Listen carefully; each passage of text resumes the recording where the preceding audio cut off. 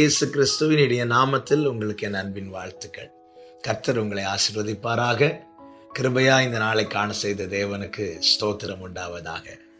எரேமியா 32வது அதிகாரம் 33வது வசனம். முகத்தை அல்ல முதுகை எனக்கு காட்டினார்கள். நான் ஏற்கனவே அவர்களுக்கு உபதேசித்தும் அவர்கள் புத்தியை ஏற்றுக்கொள்ள செவி கொடாமற் போனார்கள். கர்த்தருடைய பரிசுத்த நாமம் மகிமைப்படுவதாக. தேவனுடைய வேதனை இது.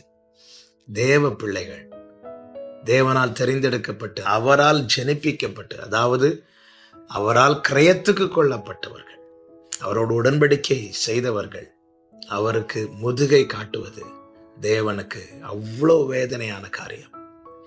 நாம் முகத்தை காட்டுகிறோமா, முதுகை காட்டுகிறோமா? இங்கே இந்த முதுகை காண்பிக்கிற அனுபவம் என்பது எதை காண்பிக்கிறது தெரியுமா? பின்வாங்குவது, பின்னிட்டு செல்வது. ஒருத்தங்க நம்ம முன்னாடி நிற்கிறாங்க, அவங்க நம்மை விட்டு போகிறாங்கன்னு சொல்லும்போது அவங்க திரும்பி போறாங்க. நம்முடைய பார்வை இதுவரை அவர்கள் முகத்தை பார்த்தது, இப்பொழுது எதை பார்க்கிறோம் தெரியுமா? முதுகை பார்க்கிறோம்.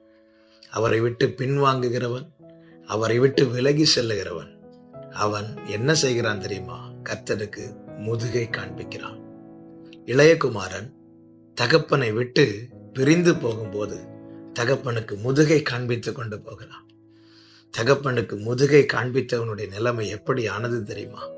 இருந்தது அனைத்தும் குறைவுபட்டு ஒன்றும் இல்லாதவனாகி, கடைசியில பண்டிக்கு சாப்பிட வைத்த தவிட சாப்பிடணும்னு ஆசையா இருந்தான். ஆனால் அது கூட அவனுக்கு கொடுக்கப்படவில்லை. காரணம், அதற்கு அவன் தகுதியுள்ளவனாய் காணப்படவில்லை.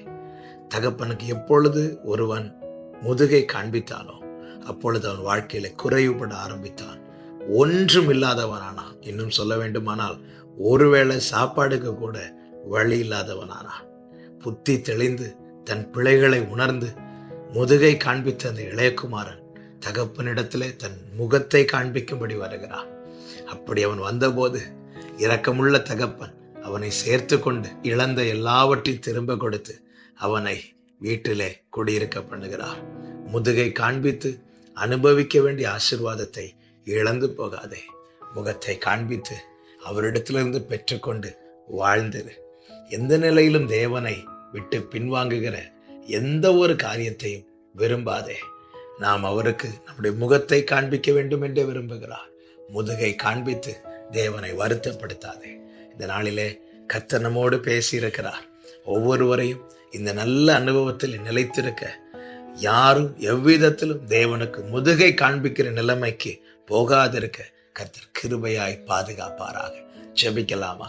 எங்கள் நல்ல தகப்பனை இரக்கமுள்ள பிதாவே, அப்பா, முதுகை அல்ல முகத்தையே நாங்க காட்டணும். எந்த நிலையிலும் பின்வாங்கி விடக்கூடாதப்பா. ஆண்டவரே, நீர் இருக்கிறீர், இதற்கு மேல நீ என்ன வேணும் ஆண்டவரே? கர்த்தர் எங்களை நித்தமும் நடத்துவீராக. இந்த நல்ல அனுபவத்தில் எங்களை கொண்டு போங்கப்பா. எந்த நிலையிலும் நாங்கள் பின்வாங்கி உமக்கு முதுகை காண்பிக்கிறவர்களாய் காணப்படாதபடிக்கு கர்த்தர் கிருபை செய்யும். இயேசுவின் நாமத்தில் பிதாவே, ஆமென்.